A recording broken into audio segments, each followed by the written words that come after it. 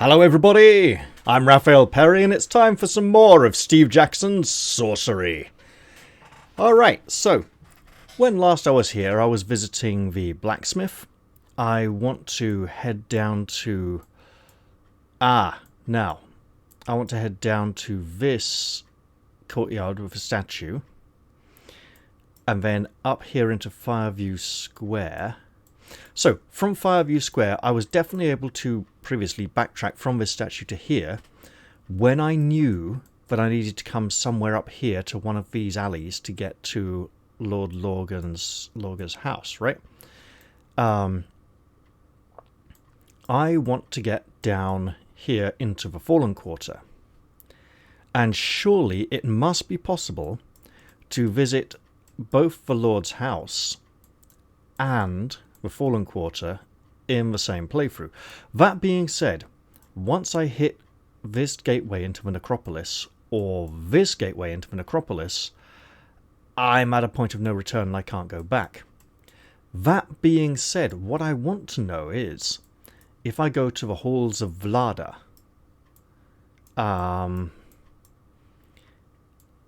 have I gone too far south from this place to be able to go northwards? I suppose I'm going to get to find out.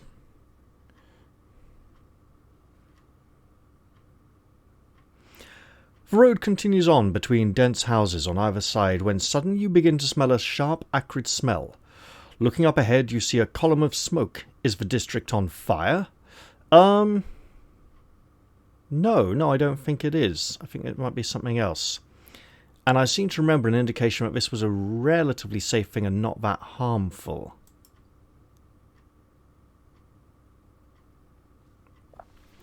You stride forwards, rounding a corner in the road until you see the source.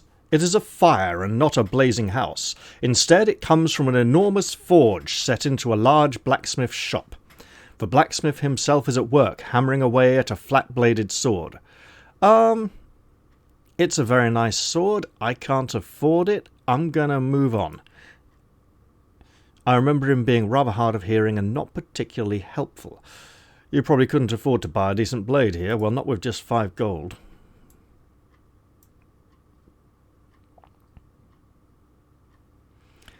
You walk between the narrow buildings until you reach a fork. To the left, the road continues towards some kind of bustling market, while to the right it leads down a shorter street. In the centre of the fork is a great bronze statue with some kind of pot at its feet. I'll look down the short street. No, I'll obviously look at the statue. It's a great big centerpiece. It's going to hold my attention. The statue is of a giant brute wielding a club, and at its feet is a large pot filled with gold pieces. This must be one of Khare's many gods, with the pot intended for worshippers making offerings, although none of the passing creatures seem to be throwing any in. Yeah, look, here's the thing. None of them are taking any coins out. They know better. I'll look down the short street. Looking down the short street to the right, you see a sign above a doorway reading The Gambling Halls of Vlada. Several seedy-looking creatures mill about on the steps. Cheerful creatures go in, and miserable-looking ones come out. Well, let's make a move. To the Gambling Halls of Vlada. Oh, look at the flags change direction when I move the camera. That's interesting. If I go this way, will that flag change? No. Well, I hope I can backtrack back to the archway, to Fireview Square, after dealing in here. Also, I could just lose all my money, and then I'll be just as poor as the beggar that I'm looking for. That might actually help me to find him, you know, if I'm, like, broke and destitute on the street myself. You enter the shade of a long hall filled with bodies and smoke, but strangely silent. No one is speaking, and the only noise is the constant rattling of dice, which rolls around the raftered ceiling like thunder. Well, how do they're calling their numbers, right? And they're speaking a bit. Only the occasional cheer and curse breaks the mood. By the door is a booth, and the gambling tables are out in the main hall. A great cheer goes up from one of the tables. Well, you go over to the booth where a Sphin lady is handing out gambling chips. She smiles at you. "Welcome, sir," she croons in a voice which sounds like a crocodile pretending to be a songbird. "How much can I get you?" "Well, how much should I take?" You ask. "I'm new here." "Oh," she purrs. "We love new players at the halls of Vlada. You give us all your gold. No real money is allowed on the premises. Then, when you leave, we give you what you've still got. What you've won. It's very simple." "What's the game?" you ask. The lady laughs. "What else?" she replies. "Swindle stones. Do you know how to play?" "Oh, yes, of course. I've done this before, apparently," you reply. I can hardly be in Khare for a day and not know." "No," she replies, then she drops her voice down low. "But you'll find the players here are quite good." Yeah, I'm a bit concerned about that. Reluctantly, you hand over all your money. The Sphin lady counts it out slowly and meticulously, as though she was not very good at counting. I mean, she's doing it to make sure I see she's not cheating, giving me less, Well, no. If she is cheating me, she's doing it to make sure I think she's not cheating me.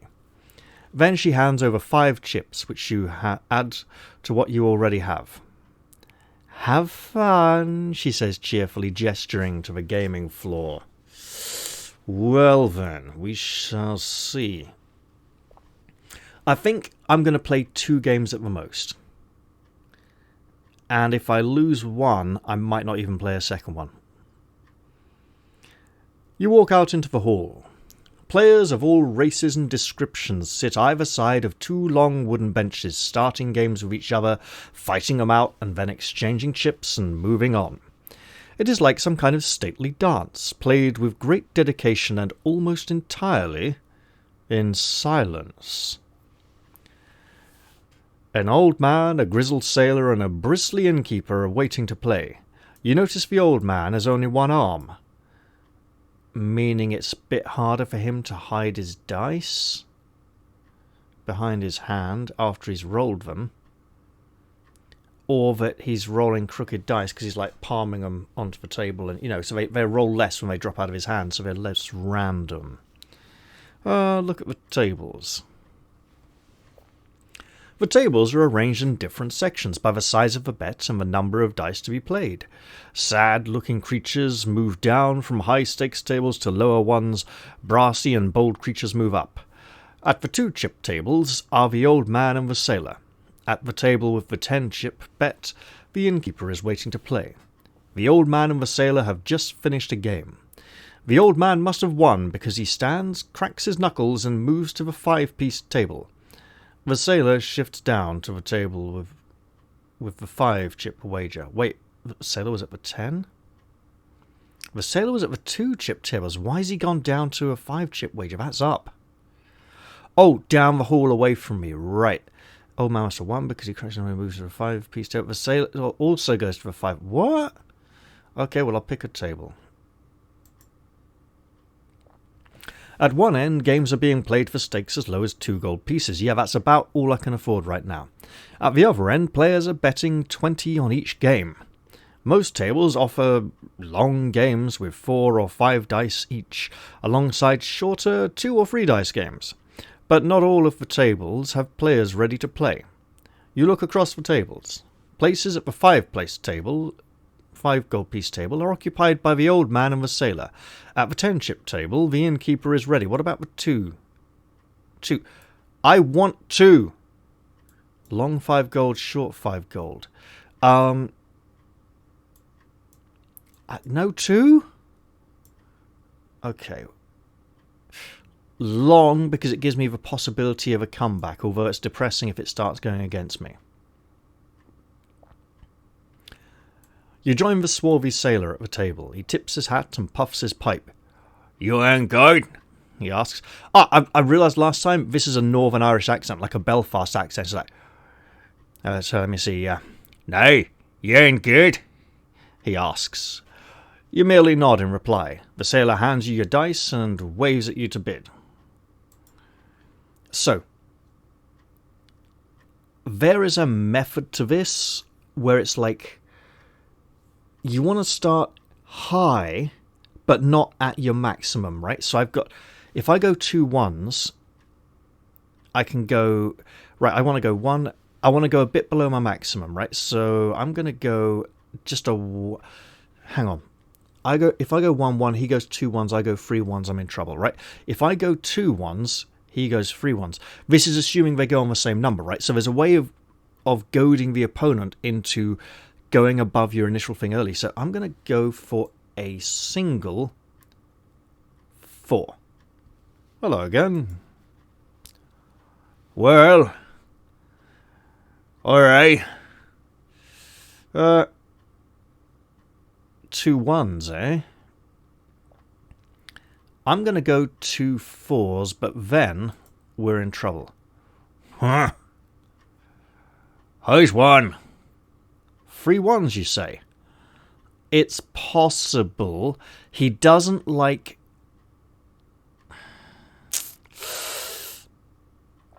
Right.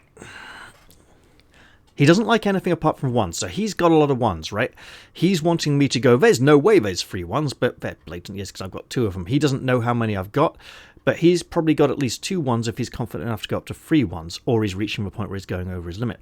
I'm going to go for 3 2s on the off chance that... And he'll probably call it.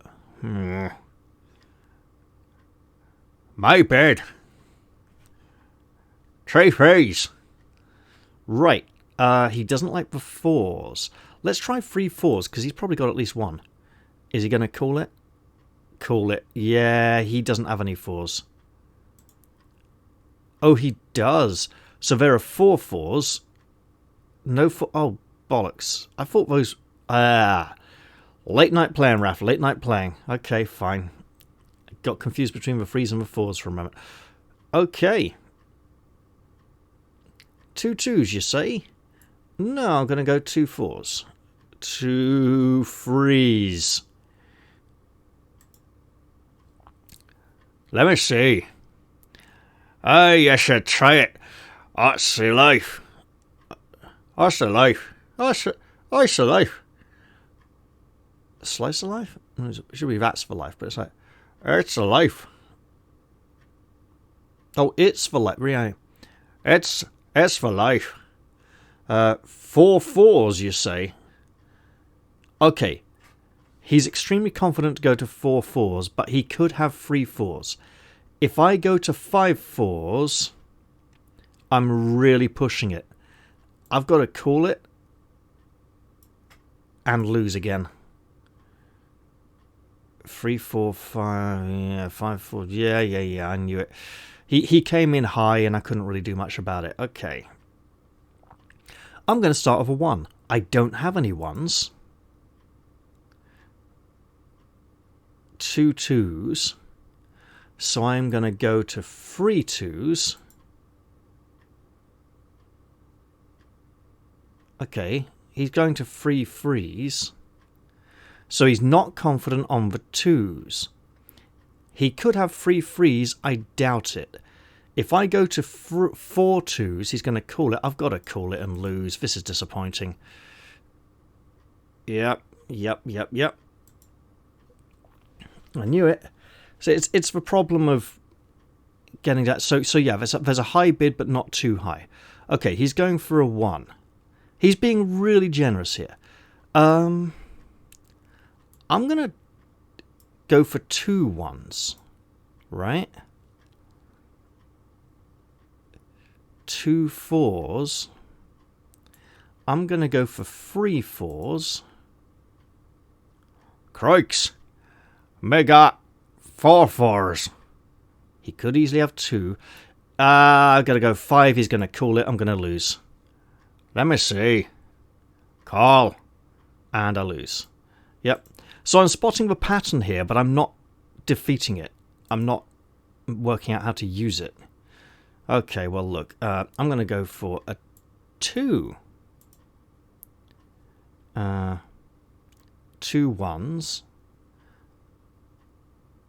He doesn't like the twos. Free ones. Yeah, he only got... It's possible he got two ones. He did get two ones. I win! Not that it's going to help too much with just a single die here. You want about 3 dice to stand a chance. You're in Latakara, sock. A tree. I'm going to go straight to 2 frees. Oh. He's calling. Yeah, I did it. The comeback is theoretically real, but not very. Yeah, I'm going to start with a 1. Give him room to escalate to a 2. He's going straight to a 3. Ah. So he doesn't like the 2s. If he's high on the 3s, I'll go 2 3s. He can call it here. He can call it right now if he's... 2 4s. Massive gamble. Yes. Excellent.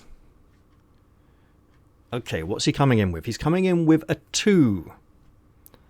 So I'm going to go 2 2s. So he's probably going to push to... Oh, okay. He doesn't trust me. Okay, fine. Oh, did he have a 2? He did. Yeah, man.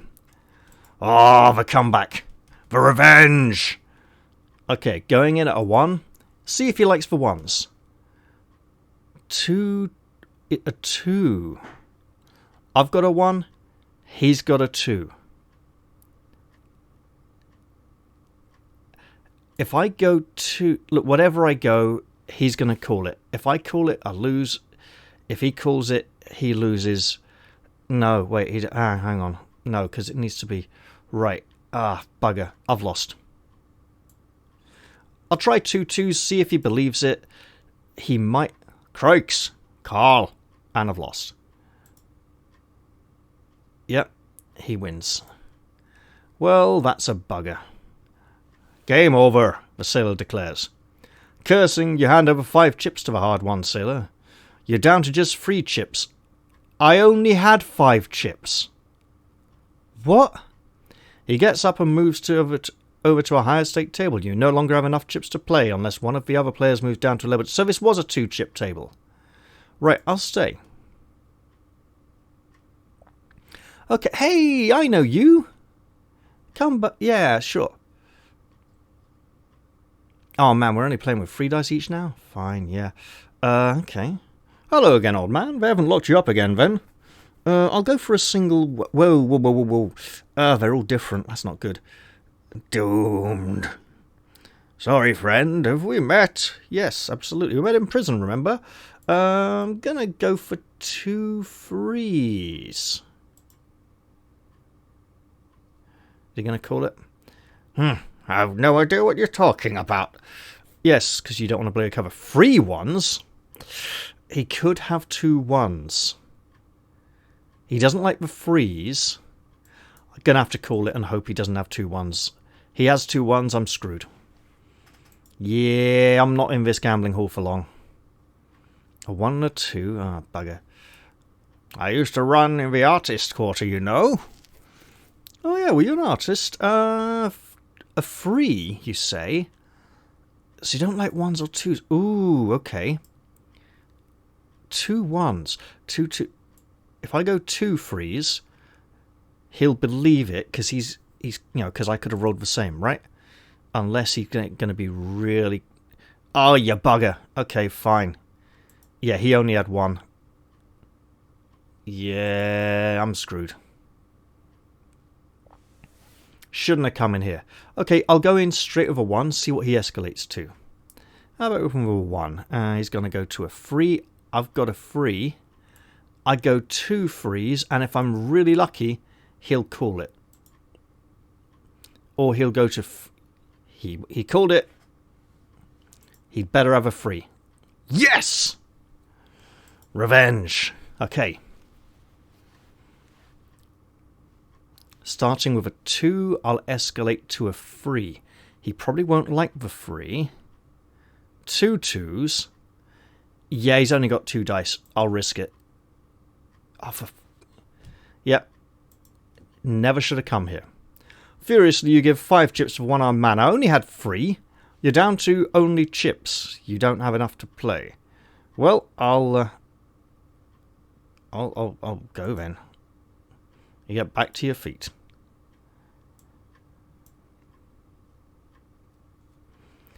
Nearby on the tables, with the 10 chip stakers, the sailor and the innkeeper finish a tense game. The sailor shifts down to the 5 stake table. You're out of chips. I can't even go to the Sven girl and go, hey, can you like... And she'll be like, you got no chips, get out. Out I go. You've been cleaned out. You stalk out of the hall, not looking at the Sven lady in the booth. Because she was a nasty piece of work. You head up the road towards the giant statue once more. The day is drawing on. Well then, I'm looking for a beggar. I should have no difficulty finding one now. I am one, just have to look in a mirror. You head back down the road under the arch and into the plaza. On this side of the square, the main road continues on through a low arch. 1,000 other alleyways lead off in all directions into Upper Khare. Isn't there something about this teleporting you to the top of it and you fall to your death, or teleporting you down to the sewers? I can't remember. I'll approach the monument. See, there's a red eye there walking through the crowd. Got to be careful of them. You approach the crowd around the monument, which is so thick it is hard to see inside. Here, says one of the creatures whom you elbow aside. Be careful. Is it the red eye? You apologize and the creature huffs and moves away through the crowd. Clambering up the steps of the monument, you finally get to see inside, but the monument seems to be empty. There is just a circular rug that fills the floor space. The crowd murmur and whisper. It's a circle, it's a portal to the sewers. Ask someone about it. What is this monument? You ask one of the creatures. Can't you tell? The creature replies. Were you born yesterday? Well, look, I'm a stranger in town. Do not push me onto the carpet.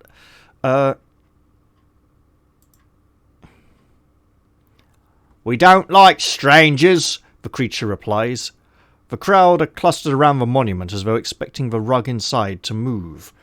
I'll step away. You step away, shaking your head. You can make no sense of it. I'll look back at the monument, though. You cast another look at the monument and the crowd around it, but nothing seems to have changed. The creatures are still waiting for something. A peddler with a tray around his neck walks past you in the square. Ankle-wart, blimberry, poultice of millweed. I'll talk to him. You cross the square. Hello, my good fellow. I'm a hero, allegedly, but I'm broke. You stop the herbalist. Good day, he greets you. Can I interest you in a poultice? A salve? I need advice. You reply, not a poultice. They didn't close the speech marks after advice or put a comma after it. The herbalist shrugs weakly. I only have poultices, salves and ointments. Do you know the spell lines for the gate? The herbalist blinks twice. I'm no magician, but I'm good with herbs. For example, he digs around on his tray. A mustic ointment made from pure mustic. Well, what does it do?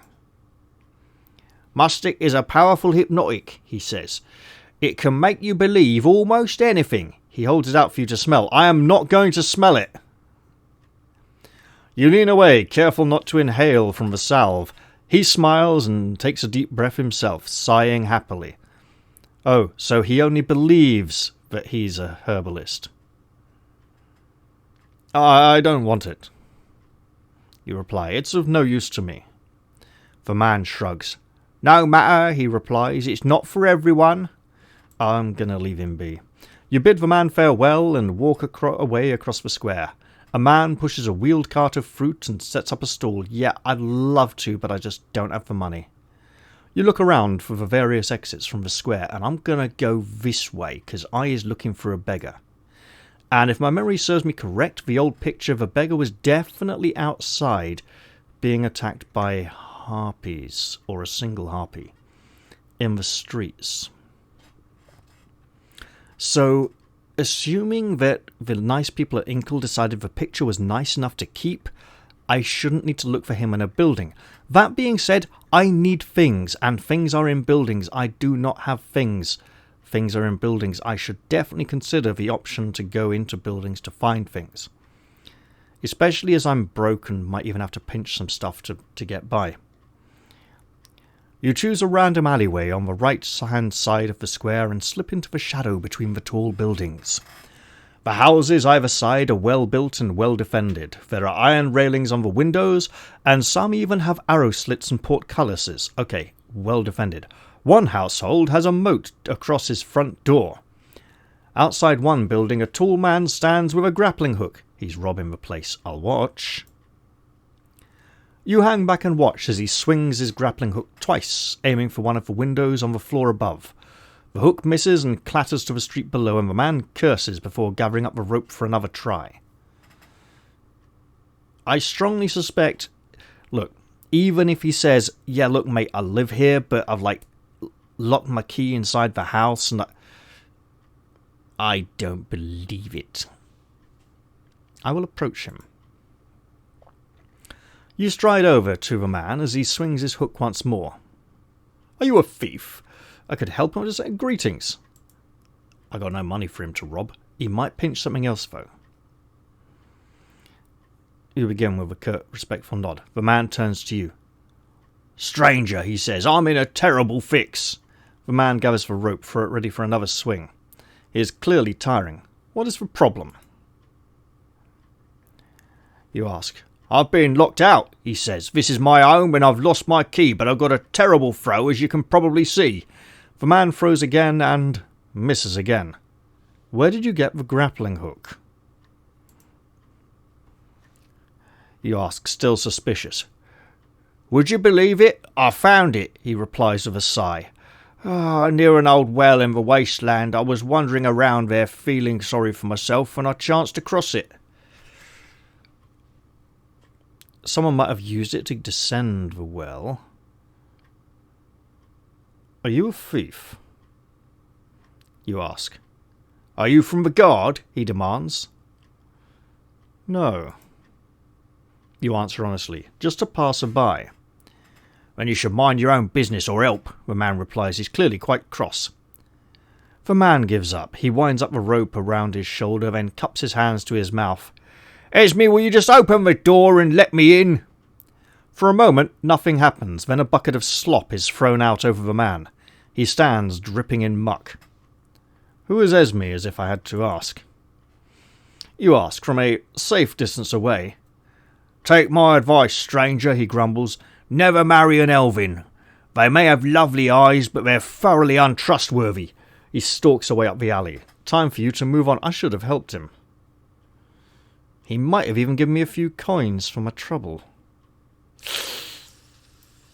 I suspected it was a domestic because it was so obvious that he was a thief that I had to consider other possibilities, but hey. I should have been a little more open-minded, maybe. The street is falling into disrepair around you. Everything is blighted this region of the city. Even the trees in the gardens behind the mansion have turned back where they stand. The only greenery is the moss on the stone walls. There are no rats scurrying underfoot and no spiders roost in the rooftops. You pass a particularly grand house, its doors locked with a heavy iron chain. I have Dop. There is a metal S-bolt beneath one gable. Perhaps it is known as Mark. Perhaps it is there to stop the wall falling out into the street. There is a ringing noise from down the alley. A hooded creature with a bell around his neck is approaching in shuffling steps. I will look at the creature. A long black robe conceals what manner of creature it is, but it walks slowly as though in great pain. Around its neck is a bell, ringing with every heavy step. Obviously, in that case, probably a leper, open the door to the house. Cast spell. Can I cast Dop? It's like chain shut. Door, you know. D. O. O. P. Door open. You cast the spell over the heavy chain and it tumbles to the ground. Now that the creature is close, you can hear its sighing, painful breath getting into the house right now. You slip through the wide doors into the old and empty house, escaping from the shuffling creature, and hopefully he won't follow me in.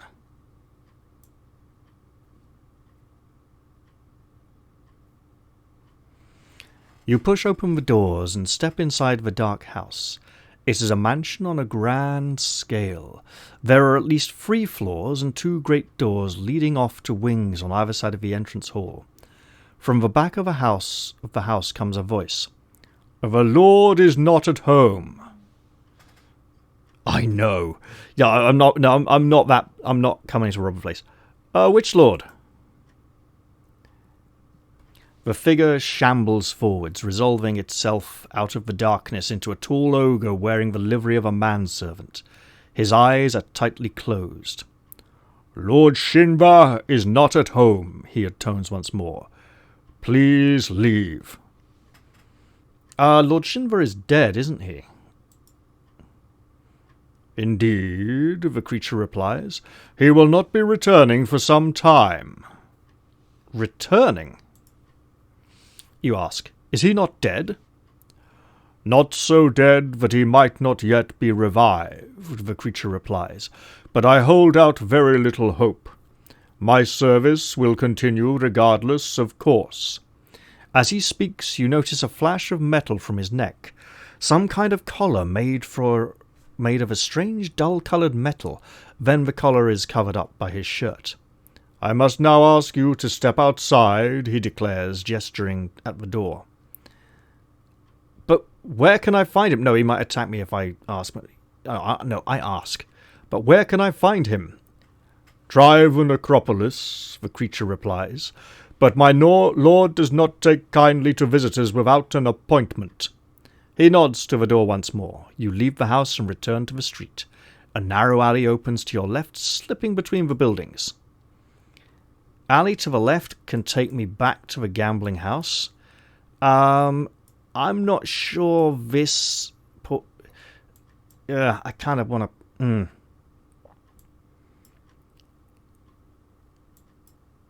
I mean, I've got to try exploring this whole area, right?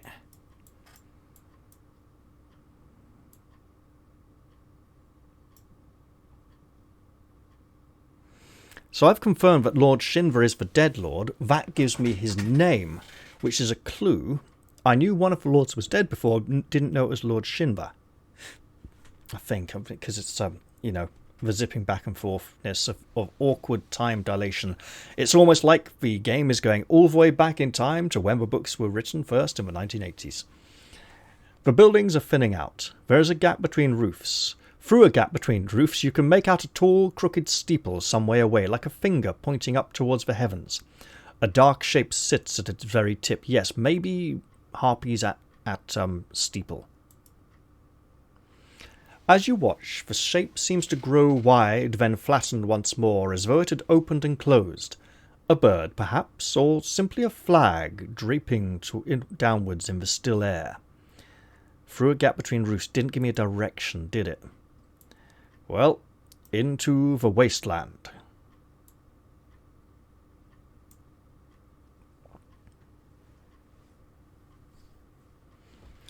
You emerge from the alley into a wide area of wasteland. Once this was a busy city district, but now it looks as though a hurricane has levelled it. Nothing stands higher than head height. A few staircases lead to nowhere, and in some places a door still stands. Where's this steeple? Plants grow from every crevice and crack as though someone had poured green paint over the whole scene. Things are constantly moving and shuffling between the leaves. Perhaps somewhere here you will find the beggar who used to be a noble.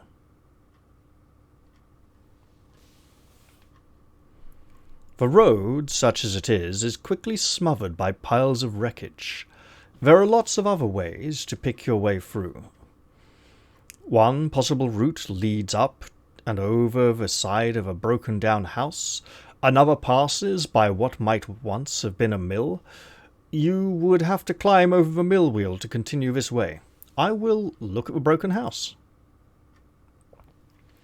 The house has been sliced like a many-layered cake, showing the floors that were once inside. Opened rooms have been stripped of their colour by the wind and light and of their possessions by a decade or more of scavengers, but there are still hints that this place was once a family home. The hooks in the ceiling above the hearth, the marks notched on the ground floor pillar that suggest the height of growing children. I'll look at the mill. Who would build a mill out here so far from the river? Is it a windmill? Still, there is a gigantic mill wheel lying by its side in the path. Despite the state that the building next to it is in, the wheel itself seems perfectly intact and has not lost its perfect circular shape. I think that's the steeple. I am not going to step over the mill wheel because I'll end up in the sewer. I'm climbing the broken house. You clamber up the fallen rubble to the roof of the broken building. From here you get a clear view across the rest of the wasteland. It stretches for a mile or two and will take about an hour to cross on foot, and at its far side a tall iron fence thick with ivy slices across the land. Perhaps to keep the people of the wasteland out, or to keep whoever is beyond the fence in. In the distance you see dark shapes moving across the sky. Well, I'll climb down the other side of the house. You'll make your way down the far side of the building and back onto the path beyond, which soon forks. This looks like a steeple, this looks like not steeple. All this stuff here looks like not steeple. There's a gateway. So I'm thinking I want to go away and come back here, right? Like this is my last, but sod it. Left is best. You make your way through the wasteland towards a church. Most of the building is in ruins, but a tall steeple still reaches for the sky. Circling the steeple are two dark shapes that look like enormous birds. At the foot of the church, a man dressed in rags is curled up asleep. You stop and peer down to look at him. Could this be the blind beggar that you were told to find? Under a floppy hat and above a thick briar bush beard, two white eyes glow slightly like orbs. This poor creature is not only blind, he has no eyelids at all. That's going to be extremely painful when he sleeps. I will wake him. You reach down and wake him gently. At first, he doesn't respond, and you wonder if you are too late, but then he sits up sharply. Who's there? He demands. I'm under attack! Under attack! He rubs his eyes, then... Oh, that's going to be really painful with no eyelids. Then reaches out with dirty fingertips to your face. I'll introduce myself. Greetings, you say. The beggar groans and grumbles. What did you wake me for? I can see in my dreams, you know. I'd rather stay there. Who are you? You demand. I'm nobody, the beggar insists. Nobody at all. What are you doing out here? What are you doing out here, old man? Starving, mostly, he grumbles. Avoiding people. He spits on the ground. Please, he pleads, catching at your leg. A coin before you go. I've not eaten in 2 days. I have no money, friend. The beggar begins to quietly weep. He seems utterly defeated. I'll talk to him and comfort him. You try to talk to him, but the man won't stop weeping and moaning. Well, he's clearly mad, but the man is clearly insane. You walk away. When he begins to scream and cry out as though in pain, you do not bother to look around. You follow the path along the edge of the wasteland. Oh, that was rubbish. I bet that was him as well, and the things would have come... That is so bad. Yeah, I'm going to redo that, because... Okay, how do I do this? Apart from having money. Look at him. Let him sleep. You slip past him carefully not to wake him. The poor creature no doubt needs his rest. You follow the path around the edge of the wasteland. So again, useless. Needed the money. Really needed the money. After a while, another path joins this one. Looking back along it, you see a broken fountain. A track climbs the rise at your back towards a low hovel. This is the far edge of the wasteland. Ahead, you make out a line of tall, dark trees. There might be a coin in the fountain. Hey, look, there's a low hovel here. There might be something of salvageable value. You climb the rise towards the hovel. It is merely a tent pitched in a clearing, guy ropes held down by rubble. Oh, listen. You stand and hold your breath, but you hear nothing from inside. Perhaps it is unoccupied. Certainly it can't contain much. In a go. Okay, there's someone in there. You step into the shade of the tiny hovel and your eyes widen. The room inside is lined, floor to ceiling, with trinkets, knickknacks, bric-a-brac, and other miscellaneous stuff. Some is piled up on the shelves, some hangs from the ceiling, even more leans against the walls. There are weapons, pottery, jewellery, domestic objects, magical items, and so on. And this lovely fellow here.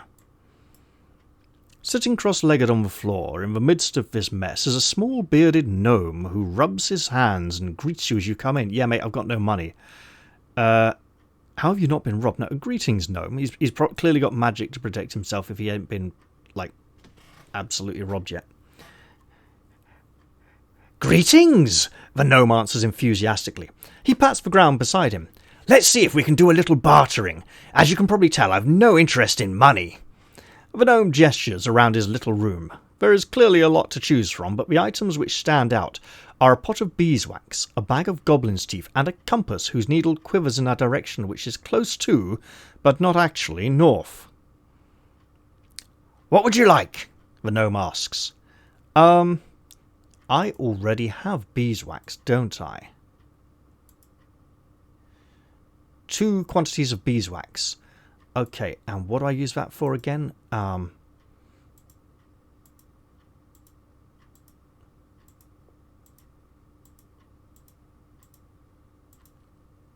It's the spell that makes the sword sharp, isn't it? And makes it do more damage. Is it Raz for razor sharp? Yes, beeswax. Okay, I'm probably not going to need to do that too often. The goblin's teeth I can use to summon more goblin, not always useful. What's this compass like, mate? Does it have any value? You pick up the compass. It's not a normal compass, the gnome says. Instead, it'll point you to where it thinks you need to go. I'm afraid it has a mind of its own, so it isn't always correct, and it probably won't work in the countryside outside Khare either. So I'd understand if you don't want to take it. No, look, I'll take it. I'll take it, okay? Sounds intriguing, you reply, putting the compass down. Anything else? The gnome asks. No, that's enough. You stand back. All done, the gnome asks. Very good. You took one of mine, so I've taken one thing of yours. I'm very quick. You probably didn't even notice me doing it. Good day. Wait. The gnome gestures towards the door for you to leave. Wait, what did you take? The gnome looks surprised. Well, really, I have no idea. I'm a kleptomaniac as soon as... it should be fairly obvious. And what's more, I couldn't see into your pack when I was taking it, could I? But I'm very fair, and I took exactly the right amount of things, so we're all square. Hey, look around for my things and see what he's taken. You look around the crowded hovel, but you can see the gnome's point. In all the piles of things, you don't recognise any of your belongings, and it's hard to be sure quite what he took anyway.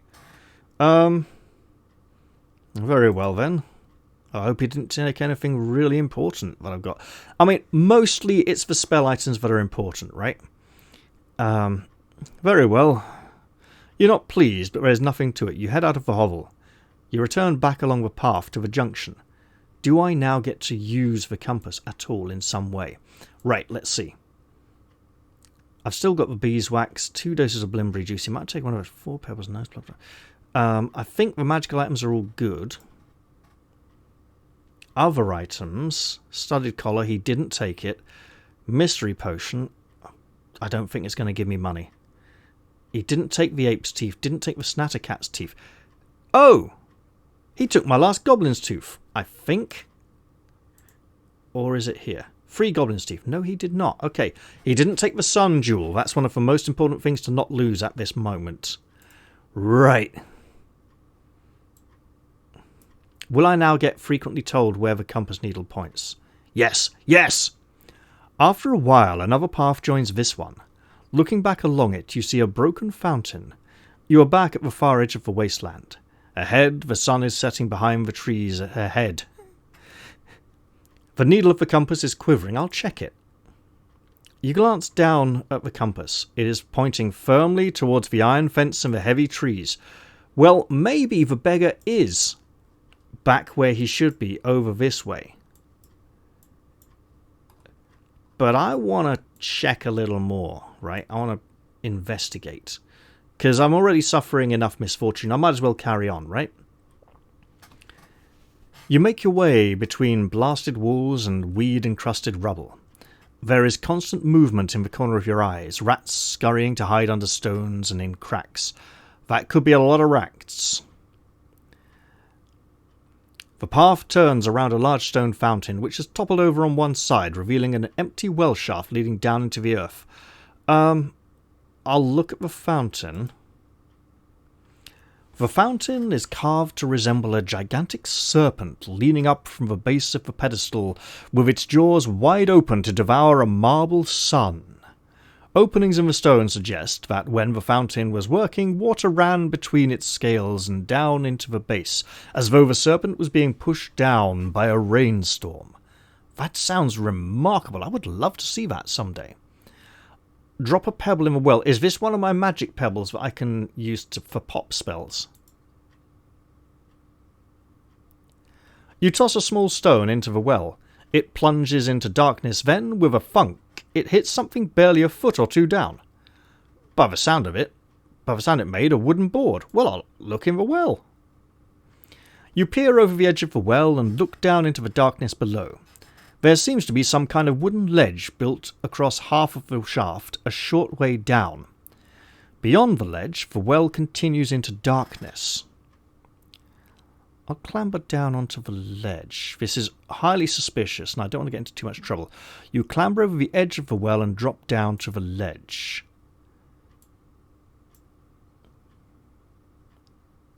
Yeah, look, I want to get out of here. This looks very familiar. It's not this one. Oh, so it runs... Okay, so it's near here. I could go down there. I could go to whatever this is. It might lead me to there, but it feels bad. It feels wrong. I should just get out. You land on a wooden platform built across half the width of the well. A gold piece lies by your feet. I'll take the coin. You pocket the coin. Distant noises echo up the well shaft. I'll look down the well. It will be dark. You peer over the edge of the platform, but the rest of the well disappears into darkness. Oh! I have sunlight spell. I have gem. Yeah. Woo, go me. Stupid plan. It's not sun, is it sus? No. No. If I create a light, though, how visible am I? Very big. That'd help me. Hopefully that'd help me grow out. Come here, you. No, not a B. I clicked on the H. How? No.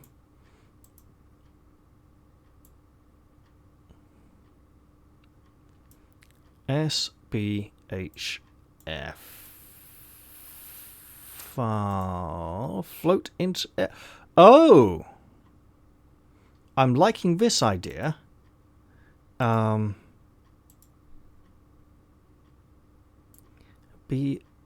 So, B for big, S for sus, F for full, H for hot and how. I mean, S, U. I don't like any of these. I want to climb back out. How would tell me how to get out of danger, right? Find safe passage. Well, it's probably not safe down there, but it might be... No. I need to find the beggar, and I'm not finding the beggar, so... Okay.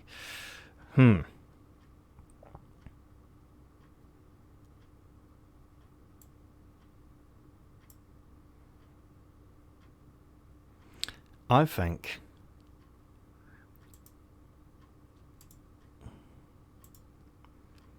What is it? It's, Come on, I've got my golden sun gem. Been waiting to use it all this time. Sun. Okay. So I got a sus, no sun, right?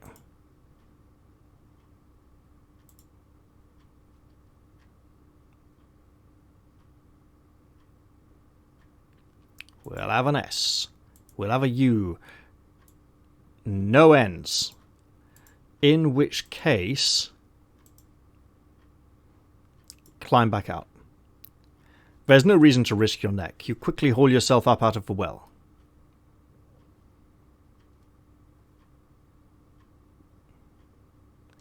Now, I hope those rats don't all come after me. You blink in the sudden sunlight. It is approaching late afternoon. You return to the junction. Yeah, point of no return. I'm not allowed to go all the way down this way now. I don't like that.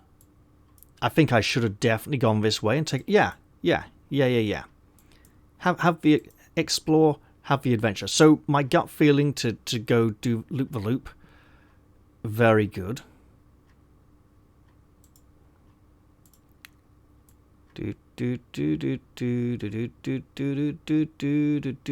Yes.